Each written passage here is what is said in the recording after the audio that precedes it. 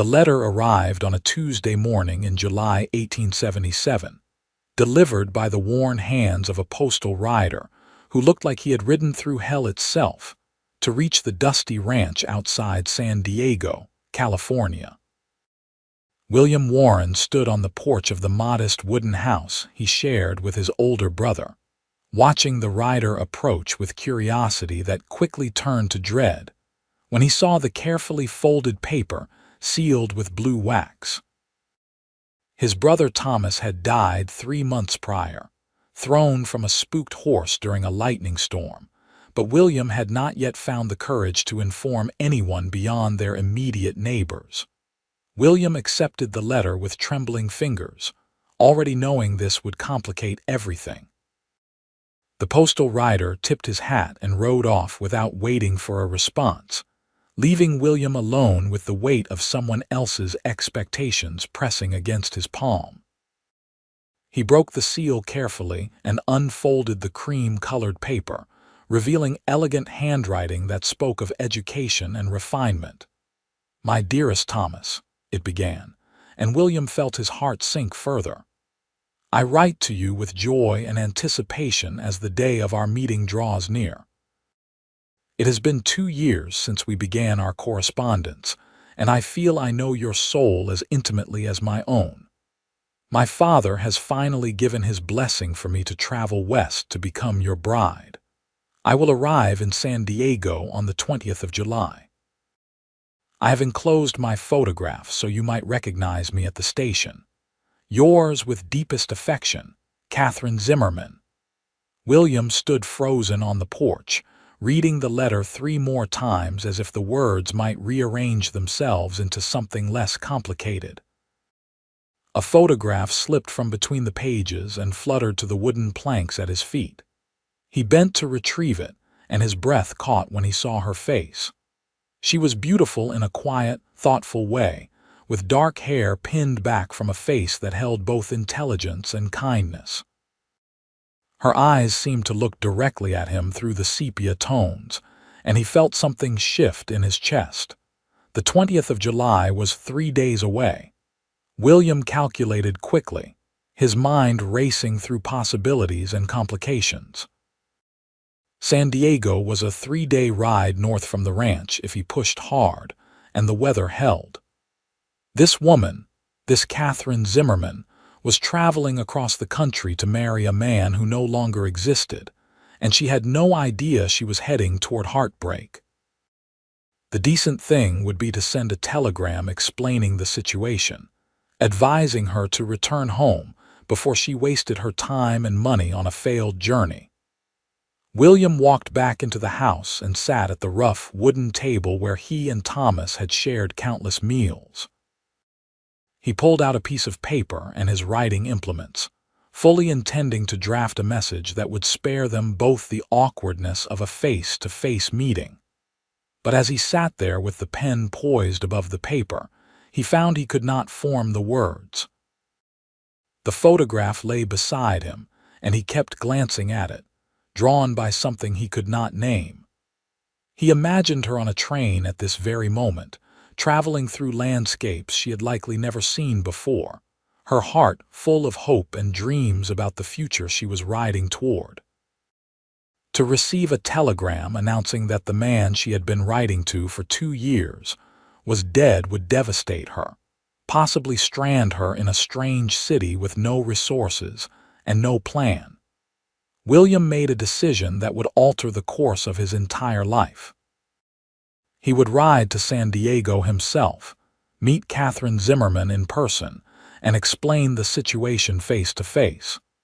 It was the honorable thing to do, he told himself. He would ensure she had safe lodging and help her arrange passage back east if that was what she wished. It was what Thomas would have wanted him to do. He spent the rest of that day preparing for the journey, gathering supplies and informing his neighbor, a grizzled former cavalry scout named Henderson, that he would be gone for at least a week. Henderson raised an eyebrow when William explained the situation, but offered no judgment, merely promised to keep an eye on the property, and the small herd of cattle that represented William's modest livelihood. William set out before dawn the next morning, riding his best horse, a sturdy bay gelding named Copper, who had never let him down. The July heat was already building as the sun rose over the chaparral-covered hills, painting the landscape in shades of gold and amber. William kept a steady pace, not wanting to exhaust his horse but keenly aware that he could not afford delays. As he rode, his mind kept returning to the letter and the photograph tucked safely in his saddlebag. He tried to imagine what kind of woman would agree to marry a man she had never met, to travel thousands of miles on nothing more than written words and promises. It spoke of either tremendous courage or desperate circumstances, and William found himself hoping it was the former. The idea that Catherine Zimmerman might be fleeing some terrible situation back east made his chest tighten with concern. He also found himself wondering about his brother's secret correspondence. Thomas had never mentioned writing to a woman back east, had never spoken of marriage or future plans that included a wife. They had been close, or so William had always believed, yet Thomas had kept this enormous part of his life completely hidden. William felt a surge of complicated emotions, grief and betrayal and sadness all tangled together. Had Thomas not trusted him? Had he planned to announce his engagement only when Catherine arrived? The first day of riding passed in a blur of heat and dust, and the rhythmic sound of Copper's hooves against the hard, packed earth. William stopped twice to water his horse and eat some of the dried meat and hard biscuits he had packed. He camped that night beside a creek, building a small fire and lying on his bedroll beneath a sky so full of stars, it looked like someone had spilled diamonds across black velvet. Sleep came slowly, his mind too full of questions and uncertainties. What would he say when he saw Catherine Zimmerman? How did one break such news gently? He rehearsed various approaches, but none of them felt adequate. Eventually, exhaustion claimed him, and he drifted into restless dreams where he was reading letters written in a language he could not understand. The second day was harder than the first, the accumulated fatigue settling into his muscles and bones. The landscape changed gradually as he rode north, the dry hills giving way to areas with more vegetation and occasional farms. He passed through a small settlement around midday, stopping just long enough to refill his canteen and buy some fresh bread from a woman who eyed him with the suspicious curiosity common to people who lived in isolated places. That evening, as he made camp beside a stand of oak trees, William allowed himself to take out the photograph again. In the fading light, Catherine Zimmerman's face seemed to hold secrets he wanted to understand. What had she written to Thomas about during their 2 years of correspondence? What had Thomas written to her? William felt a pang of envy for the connection his brother had formed with this woman, a connection that had been deep enough to bring her across the country. The third day dawned clear and hot, and William knew he had to make good time to reach San Diego before the afternoon train arrived. His back ached from sleeping on the ground, and his clothes were stiff with dust and sweat, but he pushed on with grim determination. Copper sensed his urgency and responded with steady effort, the faithful horse carrying him mile after mile toward a meeting William both dreaded and, strangely, anticipated. He reached the outskirts of San Diego just after noon, the city sprawling before him in a way that made his ranch seem like a child's plaything. Buildings of wood and adobe clustered along streets that teemed with activity. Wagons creaked past loaded with goods. Women in proper dresses walked with parasols to shade them from the sun, and men in suits conducted business on street corners. William suddenly felt very conscious of his trail-worn appearance, the dust that covered him from hat to boots. He found a public stable and left Copper in capable hands with instructions for a rub-down and extra grain. Then he located a bathhouse and paid for the luxury of hot water and soap, scrubbing away 3 days of travel until he felt almost human again. His spare shirt was not much cleaner than the one he had removed, but he did his best to make himself presentable. He had no illusions that he could pass for the kind of refined gentleman Catherine Zimmerman was probably expecting, but at least he would not smell like a range rider. The train station was easy to find, a substantial building with a platform where a handful of people already waited. William checked his pocket watch, a silver piece that had belonged to his father, and saw that he had nearly an hour before the scheduled arrival. He positioned himself where he would have a clear view of passengers disembarking and settled in to wait, his heart beating faster with each passing minute. The train arrived in a cloud of steam and the screech of brakes, right on schedule. William stood straighter, his hand unconsciously moving to his saddlebag where he had tucked the letter and photograph. Passengers began to descend, a motley collection of travelers that included businessmen, families, and rough-looking individuals who might have been miners or railroad workers. Then he saw her, and the photograph had not done her justice. Catherine Zimmerman stepped down from the train car with careful grace, one gloved hand holding her skirt clear of the steps, while the other gripped a small traveling case. She wore a dress of deep green that somehow had managed to survive the journey looking relatively fresh, and her dark hair was pinned up beneath a modest hat. But it was her face that held William's attention, those intelligent eyes scanning the crowd with an expression that mixed hope and nervousness in equal measure. She was looking for Thomas, William realized with a jolt, looking for the man she had traveled so far to marry. He watched as her gaze passed over him without recognition, continuing to search the platform. Her expression began to shift, hope giving way to concern as she failed to find the face she expected. William knew he had to act before she became truly frightened. He approached slowly, removing his hat as he drew near. "Miss Zimmerman," he said, his voice rough from disuse and nerves. She turned to him, her eyes widening slightly. Up close, he could see that they were a warm brown flecked with gold. "Yes," she said, her voice carrying a trace of some Eastern accent he could not quite place. "I am Catherine Zimmerman. Are you Thomas Warren?" This was the moment he had been dreading for 3 days, and yet now that it was here, William found himself wishing he could lie, could pretend to be his brother just to keep that hopeful expression on her face a little longer. But he had never been a liar, and he would not start now, no matter how tempting. "No, madam," he said quietly, acutely aware of the people moving around them on the busy platform. "My name is William Warren.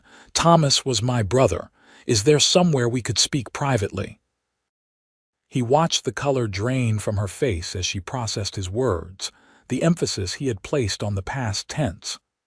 "Was," she whispered, and he saw her hand tighten on the handle of her traveling case until her knuckles went white. "What do you mean, was?" "Please," William said, gesturing toward the station building. "Let me buy you a cup of coffee and I will explain everything. I know this is not what you were expecting, and I am truly sorry." Catherine stood frozen for a long moment, and William could see her fighting to maintain her composure. Then she lifted her chin in a gesture that spoke of considerable inner strength and nodded once, sharply. "Very well, Mr. Warren. I believe I deserve an explanation." They found a small restaurant near the station, a humble establishment that served simple food to travelers and locals alike.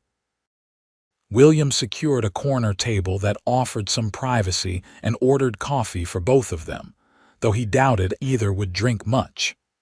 When they were settled, he forced himself to meet her eyes directly. "Thomas died 3 months ago," he said, deciding that direct honesty was the only acceptable approach. There was a storm, his horse spooked, and he was thrown. He died instantly. I am sorry that no one informed you, but I did not know you existed until your letter arrived yesterday morning. Catherine sat perfectly still, her face a mask that revealed nothing of the turmoil that must be raging inside her. I see, she said after a long pause, her voice steady despite the circumstances. And you rode here to tell me this in person rather than sending a telegram. A telegram seemed too cold, William said. You had traveled so far with such expectations. I thought the least I could do was meet you, explain in person, and help you arrange passage back east if that is what you wish. Something flickered across her face, an emotion too quick for William to identify. That is very considerate of you, Mr. Warren. You have gone to considerable trouble on my behalf. They sat in silence for a moment, the sounds of the restaurant filling the space between them. William noticed that Catherine had not cried, had not collapsed into the dramatic grief he might have expected. Instead, she seemed to be thinking, processing, calculating in a way that intrigued him. "May I ask you something?" she said finally, looking at him with those perceptive eyes. "Did Thomas mention me to you before he died? Did he speak of our plans?"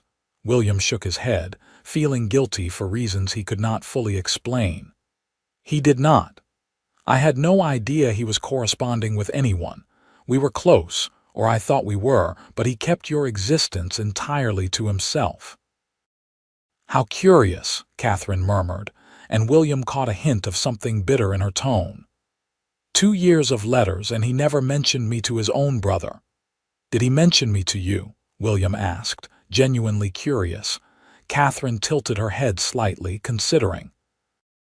"He spoke of having a brother, but only in passing. He wrote primarily about himself, about the ranch, about his plans for the future. He painted quite a picture of life in California, of opportunities and new beginnings." There was definitely something in her voice now, something that made William lean forward slightly. "And you needed a new beginning?" he asked gently. She met his gaze steadily, and he saw her making a decision about whether to trust him. "My father died 6 months ago," she said finally. "He was a schoolteacher in Philadelphia, and we lived modestly but comfortably. When he passed, I discovered that he had debts I knew nothing about. The house was sold to settle them, and I found myself with very few options. An unmarried woman of 23 with no family and limited resources faces a difficult world, Mr. Warren." William felt a surge of sympathy and anger on her behalf. "So you agreed to marry a man you had never met?" "I agreed to marry a man whose letters suggested intelligence and kindness," Catherine corrected. "A man who offered me not just security but partnership, or so I believed." She paused, looking down at her untouched coffee. "It seems I may have been mistaken about the kindness at least. What kind of man proposes marriage and then never bothers to mention his intended bride to his own brother?" William had no answer to that, because the same question had been troubling him. "Thomas was a good man in many ways," he said slowly. "But I am beginning to realize I did not know him as well as I thought." They sat together in that corner of the restaurant, two strangers bound together by a dead man's secrets and a letter that had arrived too late. William studied Catherine's face, noting the intelligence there, the strength that kept her from falling apart despite having her entire future collapse in the space of a few minutes. He found himself wanting to know more about her, wanting to hear her story in her own words. "What will you do now?" he asked quietly. Catherine was silent for a long time, her gaze distant as she considered her limited options. "I spent nearly all my remaining money on the train ticket," she admitted, her voice carefully neutral. "I have enough for perhaps a week in a boarding house if I am frugal. Beyond that..." She shrugged slightly. I suppose I will need to find employment of some kind. San Diego is growing from what I observed during my arrival. Perhaps there is a family that needs a governess or a teacher." "You are not going back east?" William asked, surprised. "To what?" Catherine asked, and for the first time he heard real emotion break through her controlled exterior. "I have no home there, Mr. Warren. No family, no prospects. At least here I am already in California, already where I intended to be. The only thing missing is the husband I thought was waiting for me." William made a decision that was probably foolish, that he would likely regret, but that felt absolutely right in that moment. "Come back to the ranch with me," he said. Catherine's eyes widened. "I beg your pardon." "The ranch that was Thomas's is now mine," William explained quickly, his words tumbling over each other in his haste to make her understand. "It is not large and it is not fancy, but the house has 2 bedrooms. You could stay there, at least temporarily, while you figure out what you want to do. I spend most of my time working the land anyway, and Henderson, my neighbor, stops by regularly. It would be entirely proper." "That is a very generous offer, Mr. Warren, but I could not possibly accept," Catherine said, though William could see the temptation in her eyes. "You do not know me. For all you know, I could be a thief or worse. You rode across the entire country to marry a man you had never met based on nothing more than his letters," William said.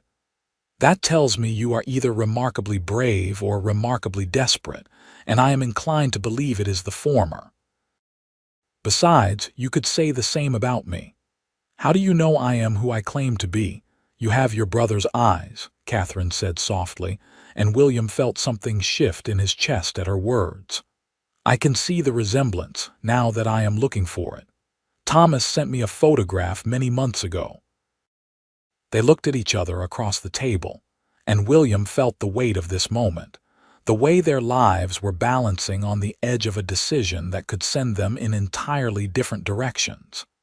He knew he should not care so much about what this woman chose to do. He had fulfilled his obligation by coming to San Diego and explaining the situation in person. If she decided to try her luck in the city, that was her choice to make. But he found that he did care, more than was reasonable or sensible. Perhaps it was because she had loved his brother, or thought she had. Perhaps it was because he felt guilty that Thomas had brought her all this way with false promises. Or perhaps it was something simpler and more dangerous. He was drawn to her in a way he had never been drawn to anyone before. "I can promise you safety and respect," William said quietly. "Nothing more, but certainly nothing less. You would have time to decide what you want to do, to make plans that are not driven by desperation. And if you decided you wanted to stay permanently, well, the ranch could use a woman's touch. It has been just men for a long time, and we have let certain standards slip." Catherine smiled slightly at that, the first real smile he had seen from her. It transformed her face, bringing light to her eyes. "You are offering me charity, Mr. Warren." "I am offering you an option," William corrected. "What you do with it is entirely up to you." She was quiet for another long moment, and William could practically see her mind working through the possibilities and implications. Finally, she nodded once, decisively. "Very well, Mr. Warren. I accept your offer, at least temporarily, but I insist on earning my keep. I can cook, clean, tend a garden, keep accounts. I will not be a burden to you." "I never thought you would be," William said honestly. They worked out the practical details over the remainder of their coffee. Catherine had 2 more bags in the station's storage area, which William collected while she waited. He arranged for a room at a modest but respectable boarding house for the night, insisting that she get a good rest before they began the 3-day journey back to the ranch. Catherine accepted with grace, clearly exhausted from her own long journey. "I will collect you at first light," William told her as he left her at the boarding house door. The ride will be long, but I will keep the pace manageable. We should reach the ranch by late afternoon 3 days from now." "Thank you, Mr. Warren," Catherine said, and he could see genuine gratitude in her expression. "You have been remarkably kind in a situation that could have been much worse." "Call me William," he said impulsively. "If we are going to be living under the same roof, even temporarily, formality seems excessive." "Then you must call me Catherine," she replied, and there was that small smile again. William walked back through the darkening streets of San Diego, his mind whirling with the events of the day.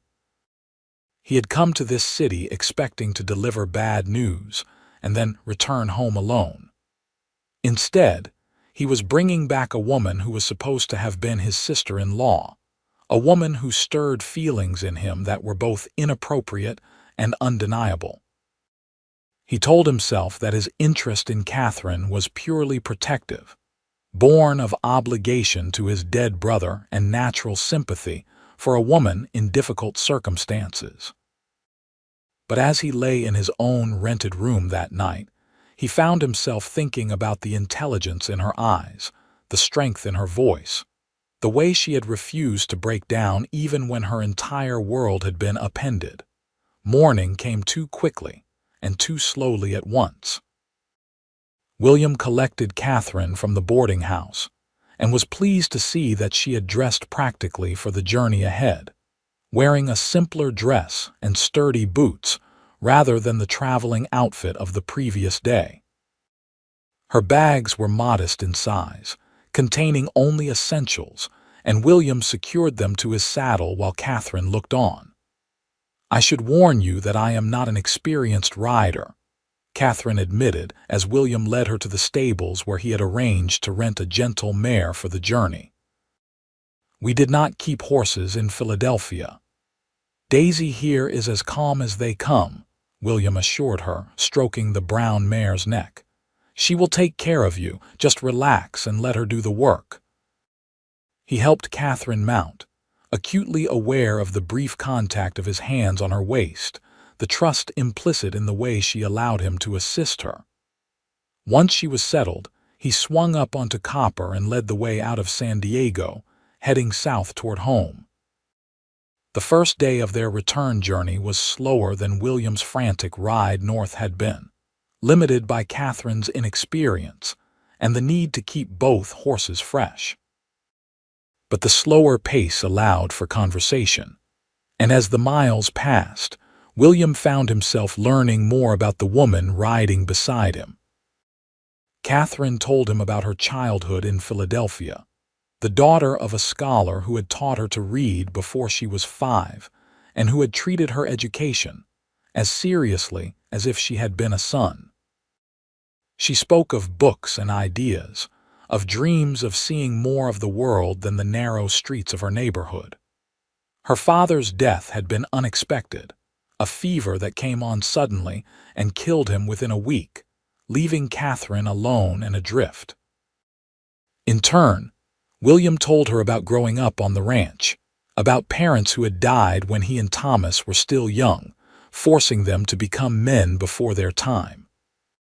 He spoke of the challenges of ranching in California, of droughts and cattle thieves and the constant struggle to make the land profitable. He found it surprisingly easy to talk to Catherine, her questions intelligent and her interest genuine. They camped that first night in the same spot William had used on his journey north, and he was careful to arrange their bedrolls on opposite sides of the fire, maintaining the propriety he had promised.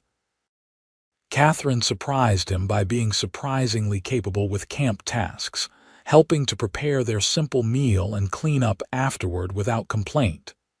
"You are not what I expected," William admitted as they sat by the fire, the stars beginning to emerge overhead. "What did you expect?"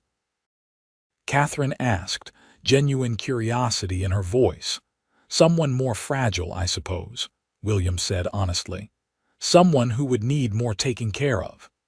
I learned early that the only person I could truly rely on was myself," Catherine said quietly. My father was wonderful, but he had his head in the clouds most of the time. I was managing our household by the time I was 15. One learns to be practical when one must be. Is that why you agreed to marry Thomas? William asked. Practicality. Catherine was silent for a long moment, staring into the flames. Partly, she admitted. But I also genuinely enjoyed his letters. He wrote beautifully about this place, about the freedom and possibilities of California. I thought we might build something good together, even if we were not starting from a position of romantic love. I thought perhaps that could grow over time.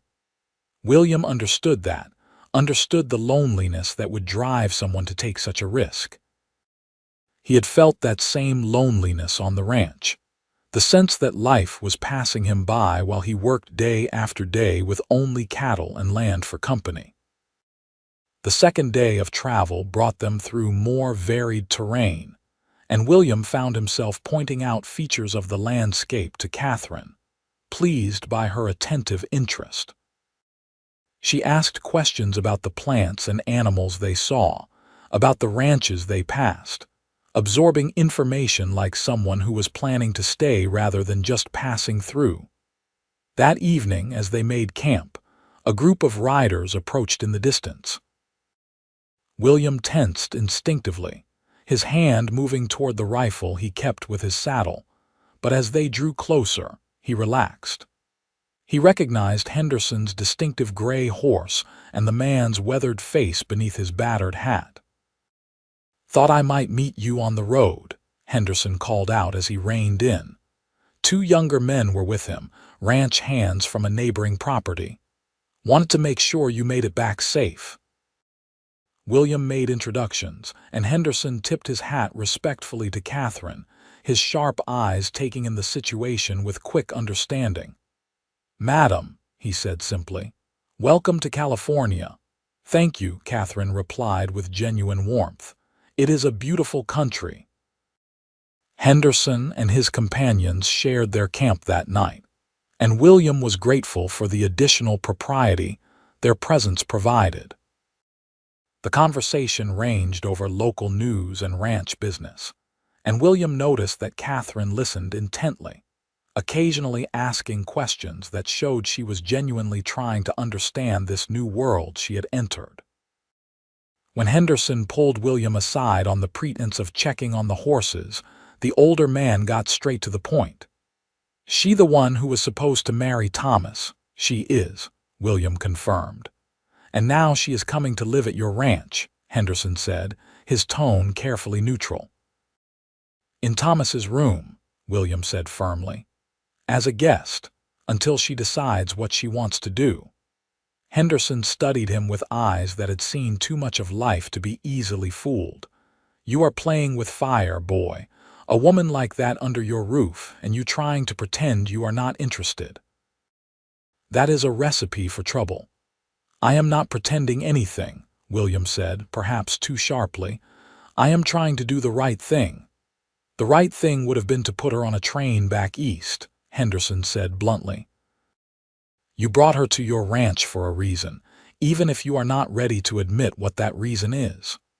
William had no answer to that, because Henderson was probably right. He lay awake that night, listening to the quiet sounds of the camp, acutely aware of Catherine sleeping on the other side of the dying fire. What was he doing, bringing her to the ranch? Henderson's words echoed in his mind, forcing him to confront questions he had been avoiding. The truth was that he had been drawn to Catherine from the moment he saw her photograph, and meeting her in person had only intensified that attraction.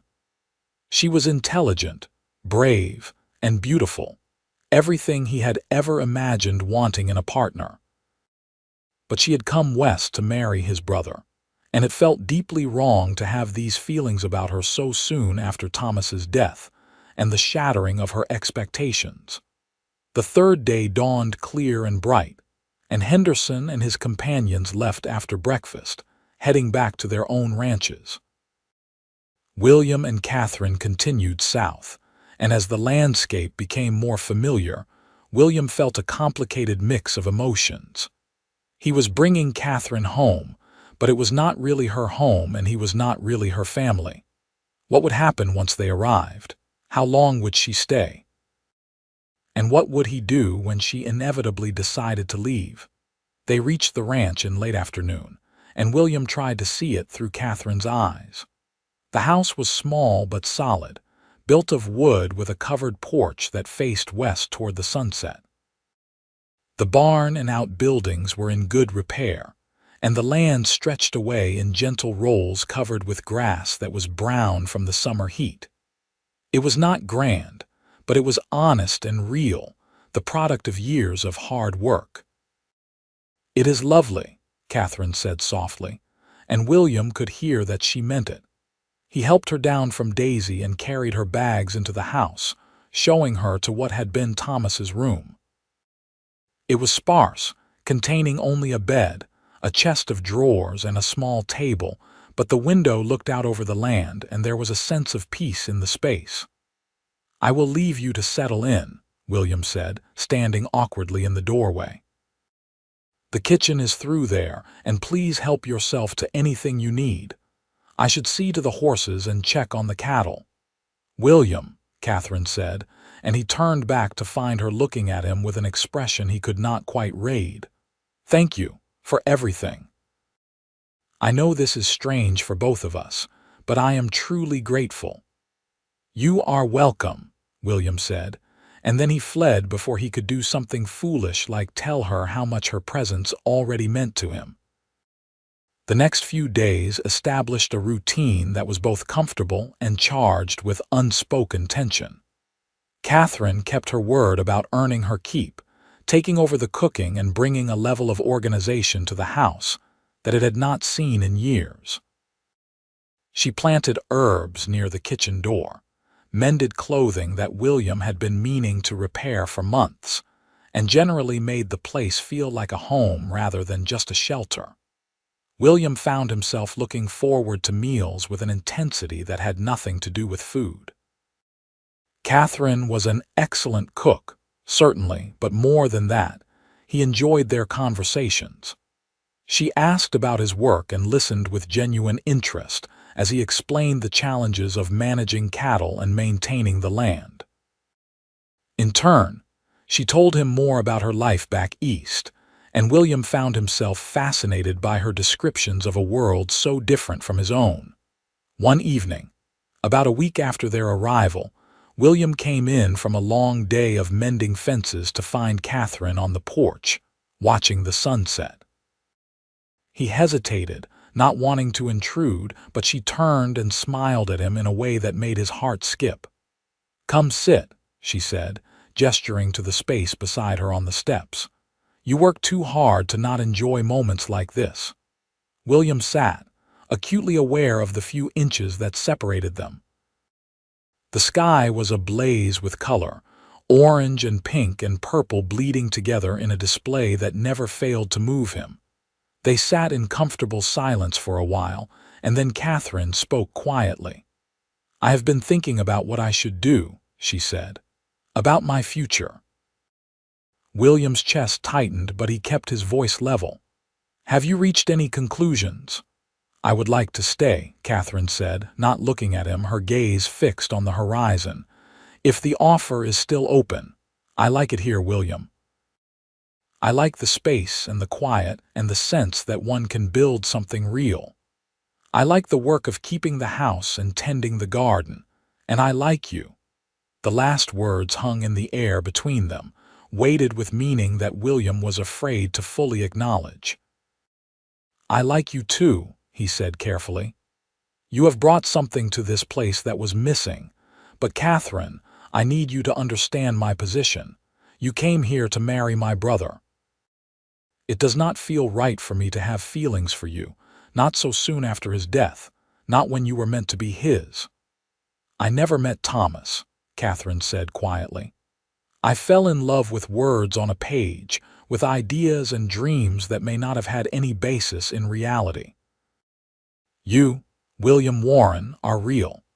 You rode 3 days to meet me when you could have simply sent a telegram. You offered me shelter when I had nowhere else to turn. You have treated me with respect and kindness every single day since we met.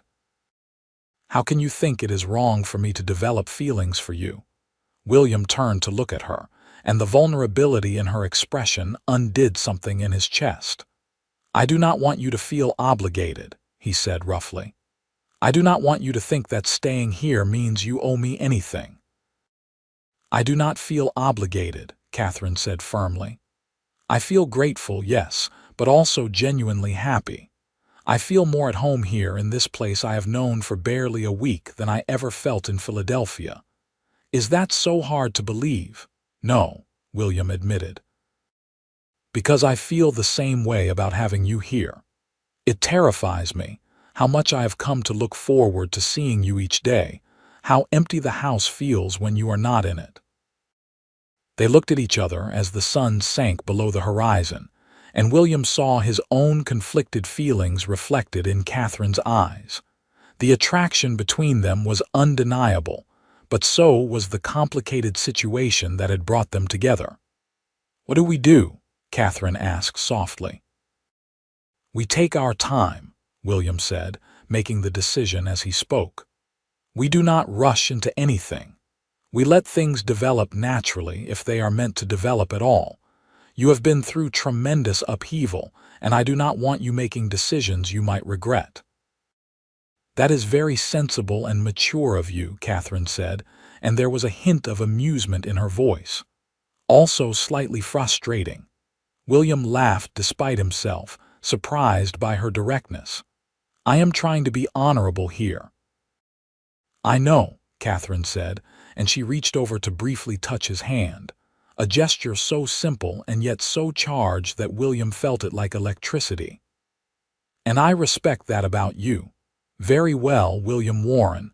We will take our time and see what happens." The summer days passed into weeks, and William found himself navigating territory more dangerous than any he had ever crossed on horseback. Living in close quarters with Catherine was both a joy and a torment. He was constantly aware of her presence, of the small intimacies of shared domestic space. The sound of her humming as she worked in the kitchen, the sight of her tending her growing garden in the early morning light, the conversations they shared in the evening after the day's work was done, all of it wound itself around his heart, until he could not imagine his life without her in it. Catherine seemed to feel the same way, though they were both careful to maintain appropriate boundaries. She touched his hand sometimes when passing him his coffee, let their shoulders brush when they sat on the porch together, looked at him with eyes that held more than simple friendship. But they did not speak of it directly, both honoring William's decision to let things progress slowly. Henderson visited regularly, his sharp eyes tracking the development of their relationship with something that looked like amused resignation. "You are both being idiots," he announced one afternoon when he stopped by and found William alone, repairing a saddle in the barn. "I have no idea what you are talking about," William said, though he absolutely did. "That woman is in love with you and you are in love with her," Henderson said bluntly. "Everyone within 10 miles can see it. What exactly are you waiting for?" "It has only been a few months since Thomas died," William said, "and she came here to marry him. It feels disrespectful to rush into something." "Thomas is dead," Henderson said with the brutal honesty of someone who had seen too much death to romanticize it. "You are alive, and so is she. You think your brother would want you both to be miserable out of some misplaced sense of obligation to his memory." "I do not know what Thomas would have wanted," William admitted. "I am still angry at him, if I am being honest. Angry that he kept Catherine a secret, angry that he died before I could meet her as his fiancée, angry that he left me to deal with this impossible situation." "Then stop letting a dead man control your life," Henderson said firmly. "You have been given a second chance at happiness, William. Most people do not get that. Do not throw it away because you think you are supposed to mourn forever." Henderson's words stayed with William as August turned to September and the heat began to break. The ranch kept him busy with the constant demands of cattle and land, but his thoughts were never far from Catherine. He noticed everything about her now. The way she pushed a strand of hair behind her ear when she was concentrating, the soft sound of her laughter when something amused her, the competence with which she had taken over the household accounts and somehow managed to find savings in their modest budget. One evening in late September, a storm rolled in from the coast, bringing with it the kind of wind and rain that rattled the windows and turned the world outside into a blur of water. William and Catherine retreated to the house early, and after supper, they sat in the main room with oil lamps casting warm light against the darkness beyond. "Tell me about Thomas," Catherine said suddenly, setting down the sewing she had been working on. "Not about how he died, but about who he was. You never really speak of him." William was quiet for a long moment, considering how to answer. "He was complicated," he said finally. "Older than me by 4 years, and he always felt the weight of being the responsible one after our parents died. He could be serious and focused, but also capable of great kindness. He taught me to ride, to rope cattle, to survive in this country. I owed him everything." "But," Catherine prompted gently, "but he also kept secrets," William said. "He never told me about you, about the letters, about his plans to marry. That hurts even now. It makes me wonder what else I did not know about him." "I think perhaps he was afraid," Catherine said thoughtfully. "Afraid to tell you about me in case I changed my mind, or in case something went wrong. He wrote very little about his personal feelings in his letters to me. Everything was about the ranch, about California, about the future we might build. But of himself, of his hopes and fears and dreams, almost nothing."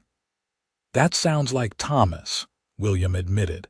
"He always found it hard to be vulnerable, to admit weakness or uncertainty. Our father was like that too, keeping everything locked inside until it festered." "You are not like that," Catherine observed. "You speak about what you feel, even when it is difficult." "I learned the hard way that keeping things inside only makes them worse," William said. "After our parents died, I was angry and sad and scared, and I tried to hide it all. Thomas told me once that strength was not about hiding your feelings, but about having the courage to face them. It is one of the best lessons he ever taught me."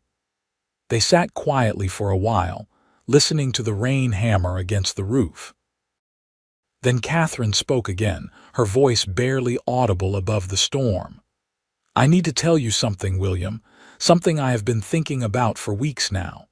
William's heart began to beat faster. "All right. When I agreed to marry Thomas, I did so with practical expectations," Catherine said carefully. "I hoped we might build affection over time, but I had no illusions about passionate love or romance. That was not what I was looking for. I wanted safety, partnership, a chance to build a new life." "I understand that," William said. "But what I have found here with you is something I did not even know I wanted," Catherine continued, and now she turned to look at him directly, her eyes reflecting the lamplight. "I find myself thinking about you constantly, William. Wondering what you are doing when you are out working, looking forward to the moment you will come back to the house. I wake up each morning excited about the day ahead, because I know I will spend it in your presence. That was never part of my plan, never something I imagined feeling. And I need to know if you feel any of the same." William stood abruptly, unable to remain still in the face of her confession. He paced to the window, staring out at the storm-darkened landscape, trying to find the right words.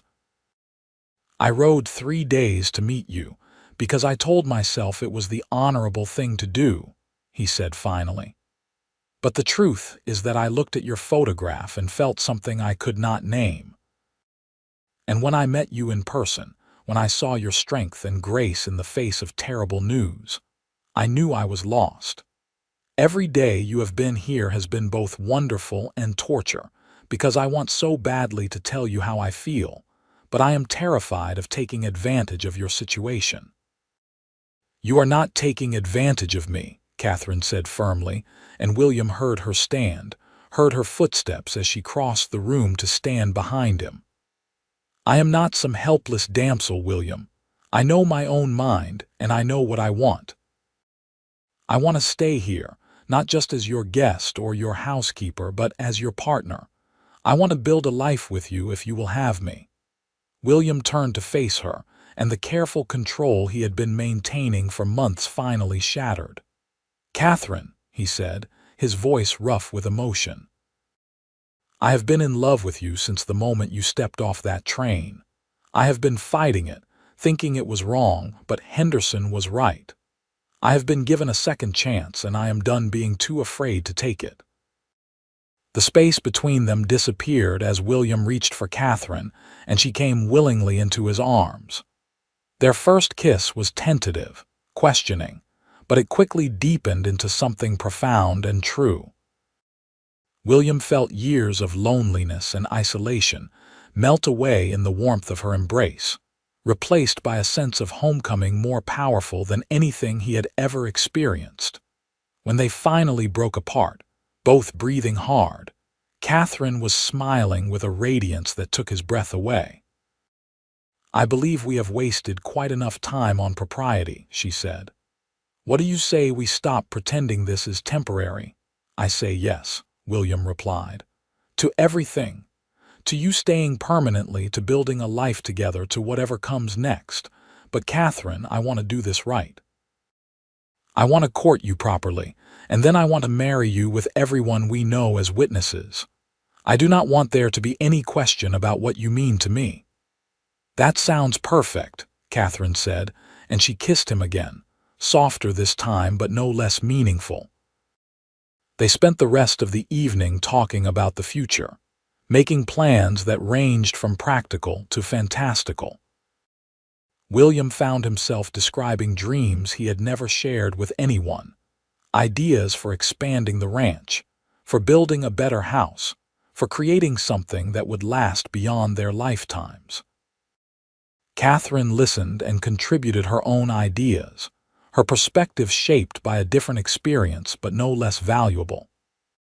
When the storm finally passed and they reluctantly separated to go to their respective bedrooms, William lay awake with a smile on his face, unable to believe how dramatically his life had changed in just a few short months. He had ridden north to deliver bad news to a stranger, and had returned with the woman who would become his future. The next few weeks were a blur of happiness as William and Catherine navigated their new relationship openly. Henderson approved with gruff satisfaction, and word spread through their small community that William Warren was courting the Eastern woman who had come west to marry his brother. There was some gossip, inevitable in a place where everyone knew everyone else's business, but most of it was kind. William took Catherine to meet the neighbors, introducing her properly to the handful of ranching families who made up their social circle. She charmed them all with her genuine interest and quick intelligence, and William watched with pride as she began to establish her own place in the community. In early November, William rode into San Diego and returned with a ring, a simple gold band with a small emerald that reminded him of Catherine's eyes. He proposed to her at sunset on the porch where they had shared so many conversations, and she said yes before he had even finished asking the question. They were married in late November in a simple ceremony at the small church in San Diego, with Henderson standing as William's witness and a rancher's wife named Mary standing for Catherine. It was nothing like the elaborate wedding Catherine might have had if she had married Thomas as planned, but it was perfect in its simplicity and honesty. Their wedding night was spent in a hotel in San Diego before returning home the next day, And William discovered that the passionate connection they had found emotionally extended to the physical as well. Catherine came to him with a mixture of nervousness and eagerness, and they explored this new dimension of their relationship with care and growing confidence. Life settled into a new rhythm after their marriage, one that felt right in a way nothing else in William's life ever had. Catherine was his true partner in every sense, working beside him on the ranch decisions, managing the household with skill, and filling his evenings with conversation and companionship that never grew stale. Winter passed into spring, and with the new season came news that Catherine was pregnant. William received the announcement with a mixture of joy and terror, acutely aware of all the things that could go wrong. But Catherine faced the prospect with her usual practical courage, reading every book on childbirth she could find and preparing with the same competence she brought to everything else. Their son was born in late autumn of the following year, a healthy boy with William's dark hair and Catherine's intelligent eyes. They named him Daniel Warren, and William held his son with shaking hands, overwhelmed by the reality of this small life they had created together. "He is perfect," Catherine said from the bed, exhausted but radiant. "We made something perfect, William." "We did," William agreed, and he bent to kiss his wife, this woman who had come into his life so unexpectedly and changed everything for the better. As Daniel grew from infant to toddler, the ranch prospered in ways it never had before. Catherine's careful management of their resources allowed them to invest in better breeding stock, and William's hard work combined with good weather resulted in several profitable years. They were able to add on to the house, creating more space for their growing family and making the place more comfortable. When Daniel was 3, Catherine gave birth to twin daughters, Emma and Sarah, and the house rang with the sounds of children's laughter.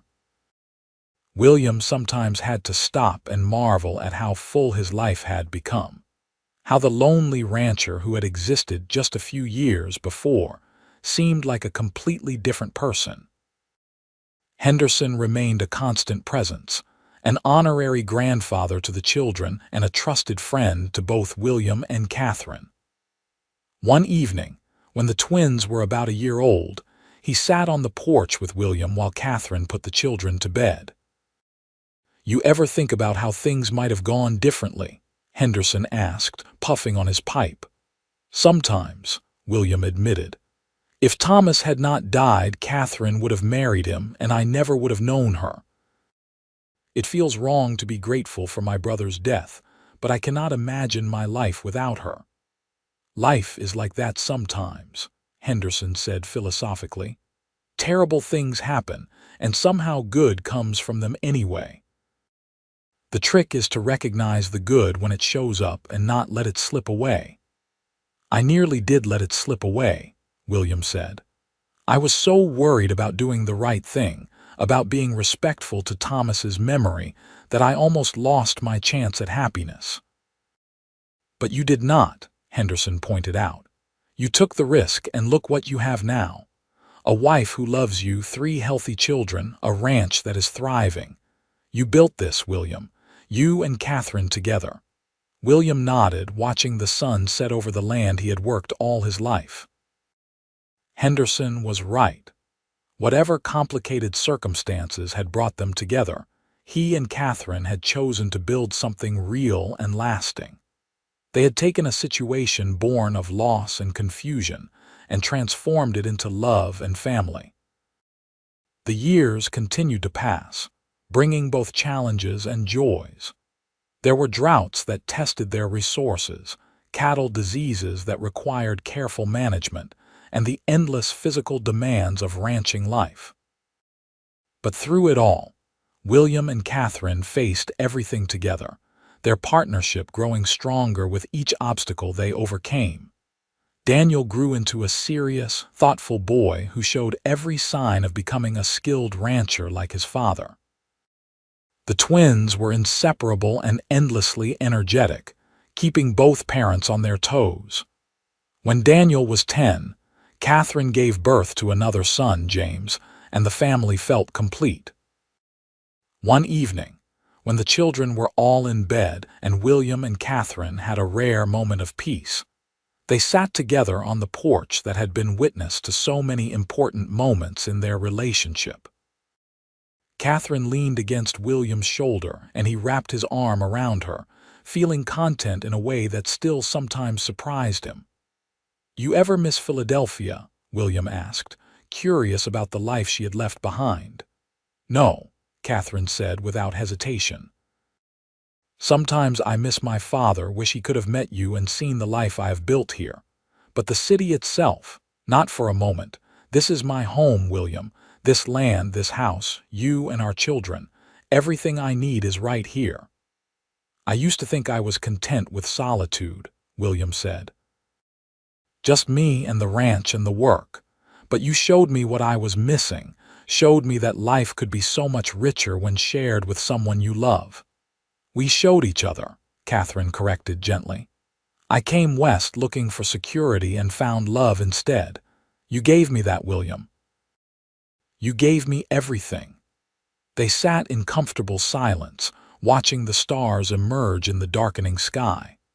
William thought about the letter that had arrived nearly a decade ago, addressed to a man who was already dead. That single piece of paper had set in motion a chain of events that had transformed both their lives completely. If Thomas had lived, Catherine would have become William's sister-in-law, and they likely would have maintained a cordial but distant relationship. William probably would have remained a bachelor, focused on his work and never knowing what he was missing. Catherine would have married a man she had never met and spent her life wondering if there was something more.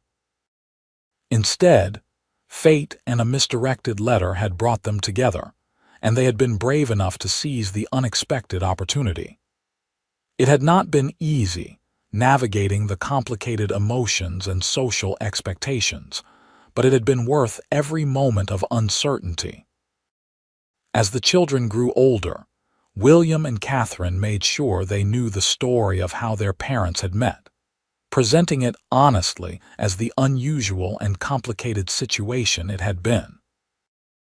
Daniel, with his serious nature, asked questions about his Uncle Thomas, wanting to understand the man he had never met.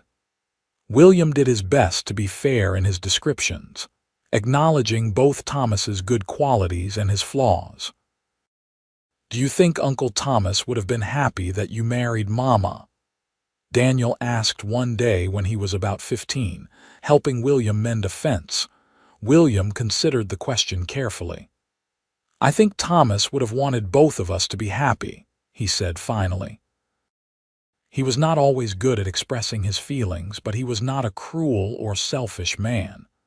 "I believe that if he could see us now, see the family we have built, he would approve." "Good," Daniel said with a satisfied nod. "Because I cannot imagine having any other mother or our family being any different." "Neither can I," William agreed, and he meant it with his whole heart. The ranch continued to prosper as Daniel grew old enough to take on more responsibility. The twins, Emma and Sarah, both showed interest in horses and developed into excellent riders. James, the youngest, was still finding his place but showed signs of his mother's quick intelligence and his father's steady determination. When William turned 45, he and Catherine celebrated their anniversary by taking a rare trip back to San Diego, leaving the children in Henderson's capable care. It was strange to walk the streets where they had first met, to see how much the city had grown in the intervening years. They visited the train station, standing on the platform where Catherine had disembarked all those years ago, full of hope and fear about meeting a man she had never seen. "I was so nervous," Catherine remembered, smiling at the memory. "I kept rehearsing what I would say, how I would greet him. And then you appeared instead, and nothing went according to plan." "The best things in life rarely do," William said, taking her hand. I came here thinking I was doing the right thing by delivering bad news in person. I had no idea I was about to meet the woman who would change my entire life." "We were both so careful at first," Catherine said. "So worried about propriety and what people would think. I am glad we eventually stopped caring about all that and focused on what we wanted." "Me too," William said, and he kissed her right there on the platform, not caring who saw. They returned home to find the ranch running smoothly and the children thriving. Henderson had regaled them with stories of their parents' younger days, and Daniel in particular seemed fascinated by the tale of how William had ridden 3 days to meet Catherine, not knowing that decision would lead to everything that came after. As the years passed, William and Catherine began to step back slightly from the day-to-day operations of the ranch, allowing Daniel to take on more leadership. It was time, William recognized, to start thinking about succession and the future beyond his own lifetime. He and Catherine had built something worth preserving, and he wanted to make sure it continued to thrive for generations to come. The twins married in their early 20s, Emma to a neighboring rancher's son and Sarah to a businessman from San Diego who had come out to California seeking opportunities. James, following in his mother's intellectual footsteps, talked about becoming a teacher, and Catherine supported his ambitions completely. On their 25th wedding anniversary, William and Catherine renewed their vows in the same little church where they had first married, surrounded by their children and grandchildren. Henderson, now quite elderly but still sharp as ever, stood as witness once again, tears streaming down his weathered face. "Never thought I would see the day," Henderson said gruffly afterward, embracing them both. "You two were such idiots at the start, dancing around each other and pretending you were not in love, but you figured it out eventually, and look what you have built." "We could not have done it without you," William said honestly. "You were the one who told me to stop being an idiot and admit how I felt." "Someone had to," Henderson said with a chuckle. "You Warren boys always were too stubborn for your own good." That evening, alone in their bedroom, William and Catherine reflected on a quarter-century of marriage. 25 years, Catherine marveled. "It feels like both forever and no time at all." "I know what you mean," William said. "Sometimes I still see you as you were that day at the train station, all hope and heartbreak and strength. Other times, I look at you and see every moment we have shared since then written on your face." "We have lived a good life together," Catherine said softly. "Better than I ever imagined possible when I was that frightened young woman stepping off the train into an uncertain future." "The best life," William agreed. "And we are not done yet. I plan to grow old and stubborn with you, watching our grandchildren grow up and maybe even meeting great-grandchildren if we are lucky." "That sounds perfect," Catherine said, and she kissed him with the same passion they had shared as newlyweds, proof that their love had not diminished with time but had only grown deeper and more profound. Henderson passed away peacefully in his sleep 2 years later, and William and Catherine mourned the loss of their dear friend. At his funeral, William spoke about Henderson's kindness and wisdom, about how he had been there at every important moment of their life together. "He was the first person besides us who believed in what we could build together," William said. "And he was right to believe. Everything good in my life exists because I was brave enough to take the chance he encouraged me to take." As William and Catherine entered their 60s, they settled into a comfortable routine that revolved around family and the land they had spent decades caring for. Daniel and his wife had taken over most of the ranch operations, but William still went out every day to check on things, unable to fully relinquish the work that had defined so much of his life. One autumn afternoon, William and Catherine sat on their familiar porch, watching the sunset paint the sky in brilliant colors. Catherine's hair was mostly gray now, and William's face was lined with years of sun and wind. But when they looked at each other, they still saw the people they had been when they first met. "You remember that first sunset we watched together?" Catherine asked, her hand in William's. "When I told you I wanted to stay." "I remember every moment of that evening," William said. "I was terrified and hopeful in equal measure. I wanted so badly for you to stay, but I was afraid to trust that you might feel the same way." "I knew that night that I was falling in love with you," Catherine admitted. "I tried to tell myself it was too soon, that I should be more practical, but my heart would not listen to reason." "Thank God for that," William said fervently. "If we had both listened to reason, we would have missed out on all of this." They sat together as the sun disappeared below the horizon, wrapped in the comfort of decades of shared life. Behind them, in the house they had built together, their family gathered for supper. The sound of children's laughter and adult conversation drifted out through the open windows, a symphony of the life they had created. "I have no regrets," Catherine said softly. "Not a single one. Everything I went through, everything that brought me here was worth it to have this life with you." "Same for me," William said. "I would not change a single thing, not even the pain and confusion at the start. It was all part of the journey that brought us here." As they stood to go inside and join their family, William paused to look back at the land spreading out before them, dark now in the gathering night. This ranch, this life, this family, it had all started with a letter meant for someone else, and a 3-day ride to meet a stranger who became everything. He thought about Thomas sometimes, wondered what his brother would think of how things had turned out. He liked to imagine that Thomas would be happy, that he would approve of the way William had cared for the woman who was meant to be Thomas's bride. Perhaps, in some way, this was exactly how things were supposed to happen. Perhaps Thomas had served as the bridge that brought William and Catherine together, his brief presence in both their lives the catalyst that made everything else possible. William would never know for sure, and he had made his peace with that uncertainty.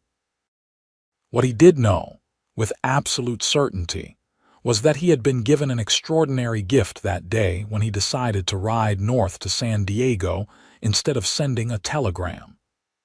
That decision had led to everything good in his life, and he would be grateful for it until his last breath. Inside the house, Catherine waited for him, her smile as warm and welcoming as it had been on their wedding day. William took her hand and allowed himself to be pulled into the warmth and noise of family, into the life they had built from unexpected beginnings. The letter had been meant for his brother, but the love had been meant for him. It had just taken a 3-day ride and a leap of faith to discover that truth. Their grandchildren, 5 in total by now, clamored for attention, and William settled into his chair with the youngest on his knee. The child looked up at him with curious eyes and asked, "Grandpa, tell us the story again about how you met Grandma." William looked across the room at Catherine, who was helping to set the table, and she caught his eye and smiled, that particular smile that was just for him. "Well," he began, launching into the tale that had become family legend. "It all started with a letter that arrived on a Tuesday morning, addressed to a man who had already died. I could have sent a telegram explaining everything, but instead, I saddled up my horse and rode for 3 days to meet a woman I had never seen." The children listened with rapt attention, even though they had heard the story dozens of times before. Each time William told it, he tried to capture the mixture of fear and hope that had characterized those early days, the sense that he was balanced on a knife's edge between disaster and joy. "And when you saw Grandma, what did you think?" Emma's oldest daughter asked, her eyes wide. "I thought she was the most beautiful, brave woman I had ever seen," William said honestly. "And I knew, deep in my heart, that I could not let her walk out of my life. So I asked her to come home with me, and thank goodness she said yes." "Best decision I ever made," Catherine called from across the room, and the warmth in her voice made William's heart swell with love that had not diminished one bit in all their years together. They shared supper as a family, the table crowded and loud with conversation and laughter. This was what William had built, what he and Catherine had created together from the ashes of loss and confusion. Every person at this table existed because he had been brave enough to ride 3 days to meet a woman he did not know, because Catherine had been brave enough to trust him and stay. As the evening drew to a close, and their children and grandchildren began to depart for their own homes, William and Catherine stood on the porch once more, waving goodbye. When the last wagon had disappeared down the road, they stood together in the darkness, arms around each other. "Another good day," Catherine said contentedly. "The best kind," William agreed, "filled with family and love and all the things that matter." They stood there a while longer, neither wanting to go inside just yet. The night was cool and clear, the stars brilliant overhead. William thought about all the nights they had stood in this exact spot, watching the sky and talking about their lives. He thought about the letter that had started everything, about the woman who had written it full of hope for a future that had turned out completely different than she had imagined. Better though, so much better than either of them could have dreamed. "I love you," William said, the words as sincere and meaningful as the first time he had spoken them decades ago. "I love you too," Catherine replied, and she turned in his arms to kiss him, soft and sweet and perfect. They went inside together, closing the door on another day, another chapter in a life that had been full of unexpected turns and extraordinary blessings. William helped Catherine prepare for bed, the familiar routine one they had performed thousands of times, but which still felt special somehow.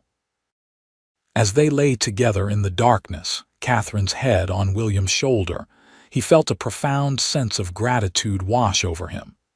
He had been given so much more than he deserved, more than he had ever dared to hope for.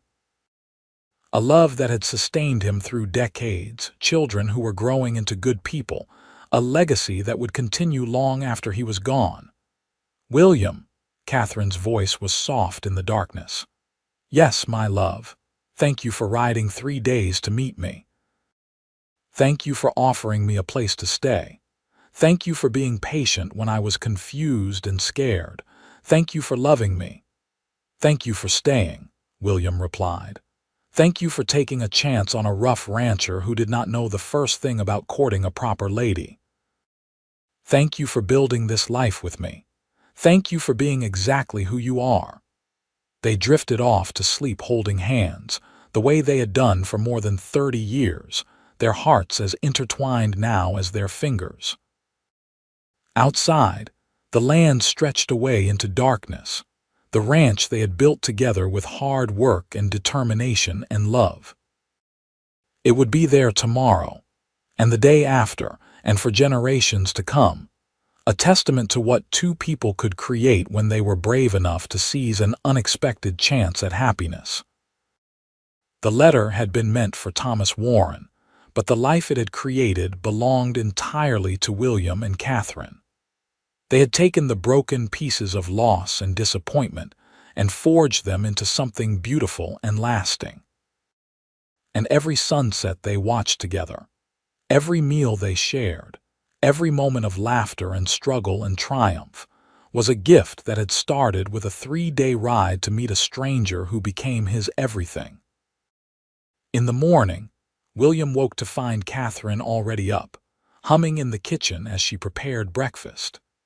He lay in bed for a moment, listening to the familiar sounds of his wife moving through their home, and felt his heart swell with love and contentment.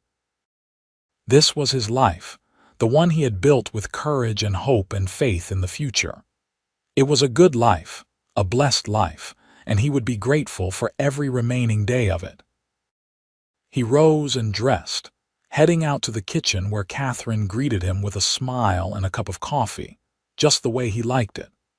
They ate breakfast together as they had done for more than 3 decades, talking about their plans for the day and the week ahead. Daniel would be stopping by later to discuss some decisions about the cattle, and the twins had promised to bring the grandchildren for a visit on Sunday.